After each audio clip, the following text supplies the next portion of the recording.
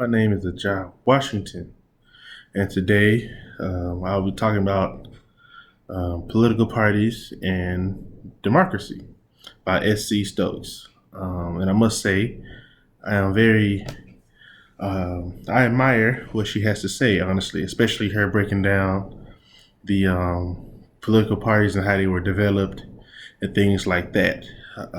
Even some of the things you're seeing to this day. I totally agree with her on some things, especially when it comes to some of the political parties. Well, almost every political party, really. There's one thing I did notice that she was talking about is that it seems like there are two, or like there's always other sides to one political party. And when I say that, I'm just using an example.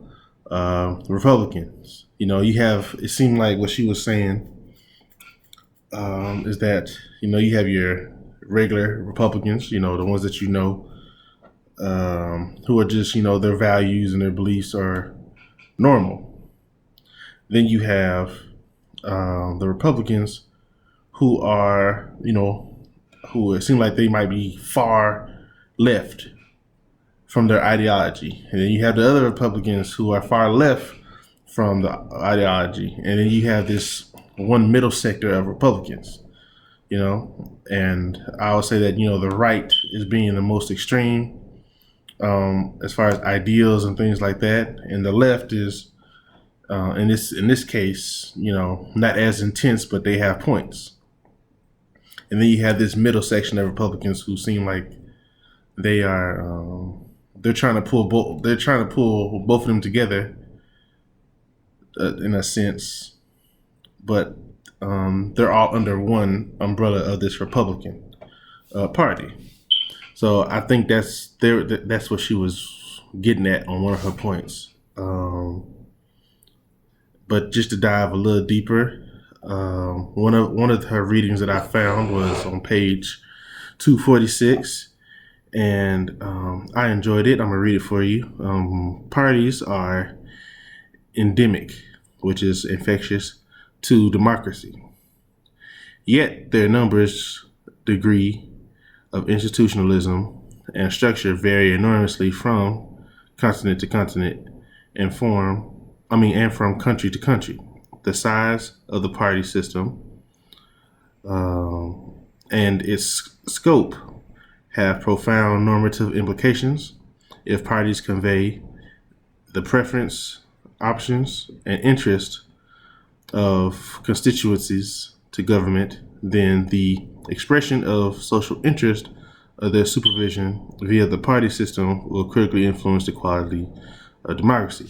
So when Stokes mentions this, she is pretty much saying that regardless of the party that you have there with you, or like I'm gonna use another example. So if the Democratic Party has, if they have this one ideology, and this, let's just say this ideology is equality, this type of thing, and they're preaching that, it's going to register with the common folk, like the voters, normal people, and when they are in power, it's going to reflect in how they use this democracy to their advantage. Is that kind of thing. Another quote that I also found, this one's a little lengthier, but it was on page 249. And this one, I think I like this one the most. It says, the leading early studies of voting behavior saw parties as organizations that mobilize voters through ties of socialism and affect. Drawing heavily on social psychology, scholars in the Michigan School in the 1960s developed the notion of party identification as an emotional tie to political parties, which that can be seen to this day. This emotional tie that people see, like for instance, I believe when mentioning this, she's actually intending to speak on, let's just say, the Republican Party. You have people who don't even know anything about the Republican Party, white people who don't even know anything about this Republican Party. However, they continuously vote with them because that's how they feel.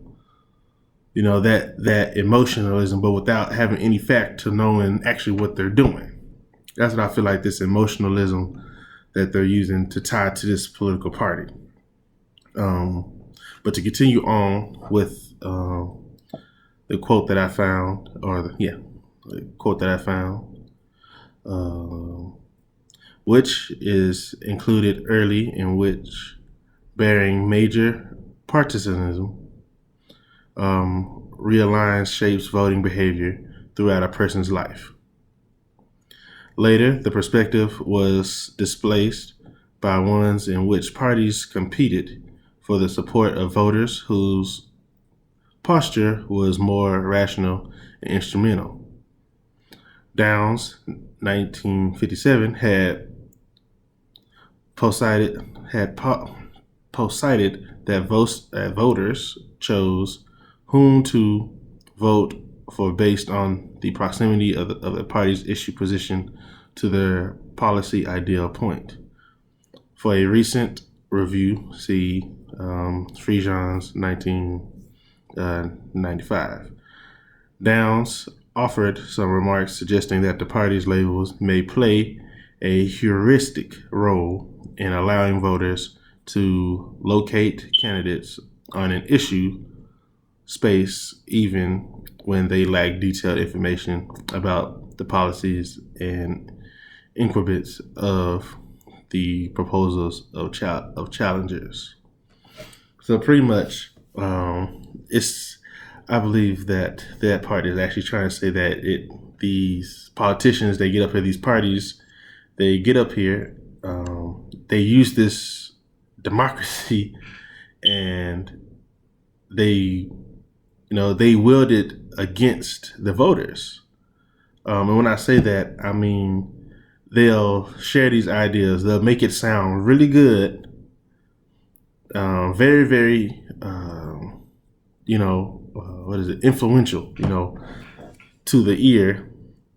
And when they have all this power, it seems that they're playing off of the voters or society's what they want to hear. Kind of like with Trump. We saw that with Trump. He's a great example.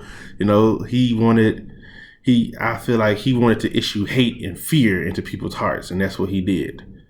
In order to get votes and things, that he wanted to say what Americans really felt. That was one of his things, to tell the truth, tell it how it is, how he really feels.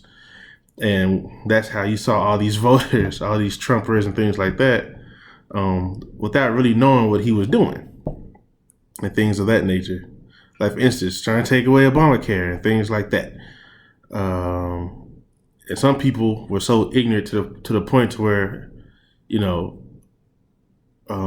Trump was moving stuff around, and they didn't even know that it was actually affecting them because they were too busy listening to what he was saying and that type of stuff. And this is my last point on page 253. This one, it's talking about the dividing parties and things like that. Overlapping generation models conceptualize political parties as composed of individuals who want to win office, but once in office desire to improve their own preferences, which are distinct from those of a median voter. Fellow party members, however, induce them not to indulge their ideology preferences and to remain responsive to the voters. So when reading that, this means to me that once again I'm going with the Trump example because he's the best example at this point. Pretty much, he's using the party's power, in which you saw Trump use a lot of the Republican Party's power and their backing to actually run his campaign. And it seemed as if he used he used the Republicans for his own gain, for his own preferences and things like that. And he used tactics that seemed very immoral to win office. And I think that's what Stokes, this whole paper that she wrote, this book or whatever. I feel like she's pretty much telling you, I want to say warning you of the threats of democracy and these parties. I don't think she's not scared of democracy, but she is fearful. It seems that she is not fearful, but concerned of these parties and how they will use their power in order to sway democracy to whichever side they want. And I feel that's what she's just elaborating on this throughout the paper. And rightfully so. Like, she even goes on to explain, the different, how many people we have in seat in the Congress and things like that. How, if you have an equal number of Republicans sitting in Congress and an equal number if you have Republicans and Democrats both sitting in Congress, you're probably not going to get anywhere, because two ideas, they're both like, unless you can sway one of the others. But then again, that's where that, you got your far left extremists who might actually believe in some of the democratic values, and they might actually side with the Democrats on certain issues. So, however, whichever way they're going to go, it's going to be the majority who usually wins. And if the majority wins, usually that means that house is full of either Republicans or Democrats. My name is John Washington, and that's all I have for you.